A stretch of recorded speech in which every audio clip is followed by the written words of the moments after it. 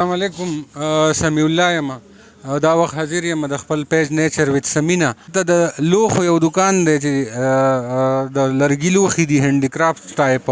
نو ما یې راځئ نن ګرانو ملګرو سره هغه شریک کړم او د دې که بیا چاته ضرورت وي نو زما په نمبر باندې بیا هغوی رابطه کولی شي. موږ سره دلته یو سیټ پروت دی، پوره کمپلیټ سیټ دی. په هغې کې څه څه څیزونه دي هغه به موږ تاسو ته ښایو. دا اولا چې کوم دی ننګرهار د دې کې خلک ټکو لپاره یو ټیک شو. زه دا یو دا شو، دا دې خوا سایډ ته ایږده چې هغه ځي نه. دې کې دا شپږ پلیټونه دي. دا راوباسه شپږ پلیټونه. نه دا درې واړه دي او درې غټ دي. ښه، دا شپږ پلیټونه دي، درې واړه او درې غټه. دا پکې درې جانګوړي دي. ښه، دا چې دي نو غټ دي او دا پکې باولز دي د سوپ موپ دپاره او د چټني مټني دپاره استعمالېدی شي. دا درې واړه باولز دي او درې ورسره غټ باولز دي. دا وګورئ.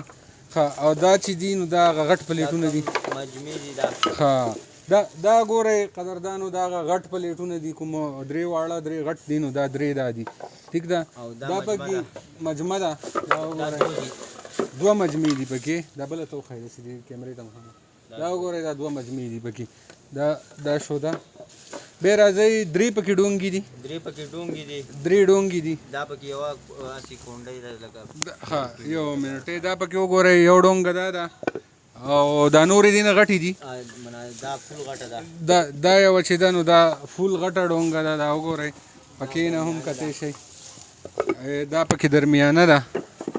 دا درمیانه ډونګه ده. دا هم ووینئ ډېر مزیدار یې جوړ کړي دي. وګورئ تاسو. دا پکې سالن دپاره سمڅۍ دي او دا پکې پراټو دپاره سیخ دی. ښه، دا پکې د پراټو سیخ دی، ورسره چاولې پې هم اچولی شلي. او دا پکې چې دي نو وړې وړې مزیدارې چمڅۍ دي، هغه پخواني سټایل والا هینډي کرافټ ټایپ دي. او یو پکې دا کنډولی شان دی، دا اوبو څښلو له یا شملو له هم استعمالېدی شي. دا موږ سره یو سیټ شو. نور دا پوره سیټ دی. نور دلته څیزونه دي لږ لږ، هغه به موږ تاسو ته ښیو. قدردانو دا تاسو لیدی شئ. اوس دا بل د ډونګو سیټ دی. دا پکې وړه ډونګه ده. ټیک ده. دا چې ده نو دا پکې غټه ډونګه ده. دا درمیانه ده. دا درمیانه وګورئ، دا درمیانه ده. دا غټه ډونګه چې ده هغه تاسو ته ښیم. دا چې ده نو دا غټه ډونګه ده. وینئ، او دا پکې غټې کونډۍ دي. دالونه دي. دا تاسو مختلف شیانو له استعمالولی شئ، لکه مستو وغیره له، یا نور پکې څه اچوئ، یا پکې چېرته ډوډۍ ماتئ، هغې دپاره ډېر ښه شی دی. او یا چاکر غوړي ډېري که نه نو ملکۍ روجي نه دي، او چې دا ماسته او غوړي پې واچوئ نو یاره په ایمان طبعي مزه پکې کوي. ښه، دا وګورئ. دا پکې بیا بل غټ، دا فول غټ پکې دا دی، کافي دروند هم دی. او هنډۍ دپاره کټوۍ دي. وګورئ دا هم دلته میلاویږي. او شملو منډانان چاټیان هر څه میلاوي. ښه، ګډ. او د ماشومانو د لبو کټکی دی. دا ووینئ ډېر مزیدار دی. موږ تاسو سره دا سامانونه شریک کړل. امید دی چې ستاسو به دا ویډیو خوښه شي. او د ټولو کتونکو ډېره مننه.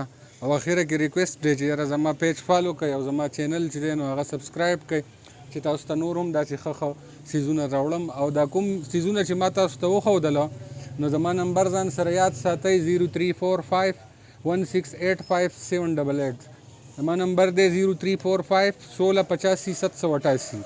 په دې من زما وټساپ هم دی. او تاسو ته کوم یو څیز دی کې پکار وي نو د هغې تاسو مانه ډیمانډ کولی شئ زما په نمبر باندې. او د ټولو کتونکو ډېره مننه. خپل خیال ساتئ. ښاد او آباد اوسئ. د الله په امان.